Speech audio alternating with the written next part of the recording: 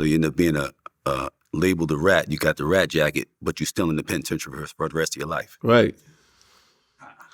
But then it don't really right now, it don't make a difference anyway, because like I said, like he told me back then, the rats gonna overrun us. You know what I'm trying to say? So I wouldn't be surprised if rats is running the good dudes off the compound now, because there's so many of them. You know what I mean? So if you come in there talking about rat this, and all that, I'm not surprised. You know what I mean? Right. They get you up out of there. Right. Right. Yeah, I had someone say that to me back during the Don Diva days, that it was getting to that point where cats wasn't even doing like they used to do. And as soon as you come up, hey, what's going on, man? It's good to see you, bro. Let me see your PSI. Let me see your paperwork. Not they seem to do that no more. So did you ultimately plead guilty to 8 murders and 2 attempted murders? Yeah. Yeah.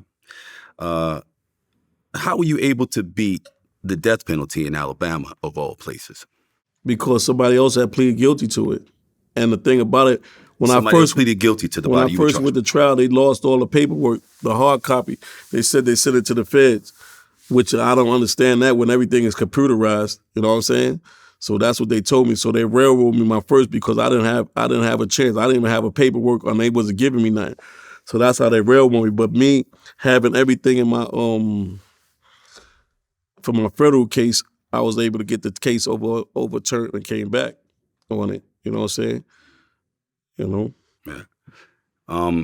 After Leon's unanticipated betrayal, did you begin to doubt your other co-defendants, some of which you had only known for a few years?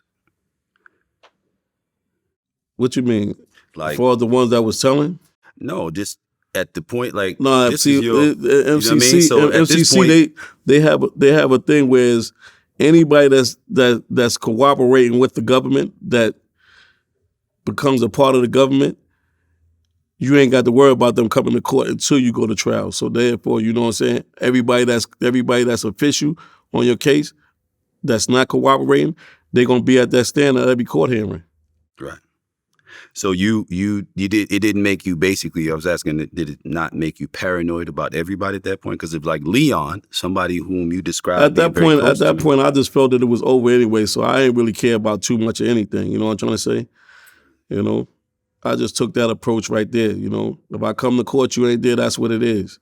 You know what I mean? Did you have to coordinate your plea with your Cody's? Like with Meech, his plea was contingent upon Terry agreeing. That's what they do. They give you a global plea. Right. When everybody cop out to certain parts of the indictment.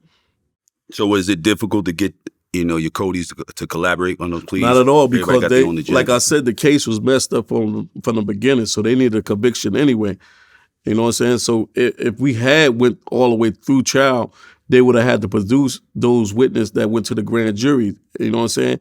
But at the same time, if they would have, that means that we was being tried on a false indictment. So they needed that conviction. You know what I'm saying? So they pushed for that. That's why they offered the less time. You know what I'm saying? That we can get. So, a person like, you know what I'm saying, at first I'm like, looking at a triple or double life sentence, or maybe even a death penalty, for me to come out and say, yo, well, shit, 30 years at my age, shit, I'm good with that. You know what I mean? How old were you? I was 29, just made 30. Yeah. Yep. It's a hell of a decision for a young man to have to make. Yeah, but when, a lot of times when you makes decisions for 3 decades of their life. I had a few people come in, you know what I'm saying? Like I said, it was a hamdulillah that Allah put me through a lot of things where I was able to deal with my prison sentence, as well as being able to take that time, because a lot of people that took less time than that, they was like, yo, they couldn't do it. You know what I'm trying to say? And that was because they didn't have those experiences.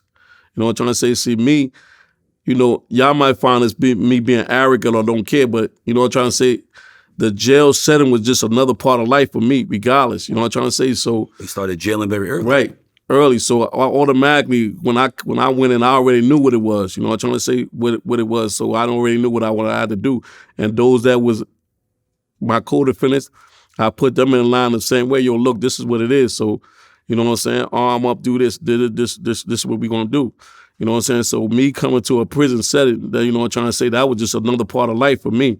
You know what I'm saying? Only thing was missing was like me being able to do what I want to do. You know what I'm saying?